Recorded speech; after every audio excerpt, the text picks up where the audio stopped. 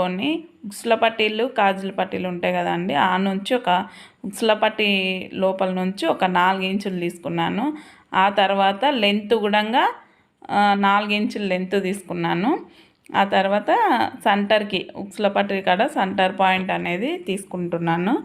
Centre point చూసి ఒక 2 inch centre point తీసుకోవాలి. ఆ తర్వాత మనం ఇచ్చిన మెయిన్ డాట్ ఉంటుంది కదండి, ఆ నుంచి చంకపాట్ మెయిన్ డాట్ వేసిన తర్వాత ఇట్లా పట్టుకొని గుంజితే చంకపాట్ అనేది తెలుస్తుందండి మనకు.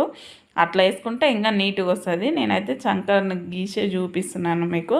ఒక హాఫ్ ఇంచ్ మందంతో నేను వేస్తున్నా. ఇది వచ్చేసి క్రాస్ బెల్ట్లది కాదు కాబట్టి నేను నార్మల్గానే హాఫ్ ఇంచు వెనకాల భాగంలో డాట్స్ ఎట్లా వేస్తామో అట్లా హాఫ్ ఇంచ్ మందంతో వేసిన. ఆమెకు ఎక్కువ షేప్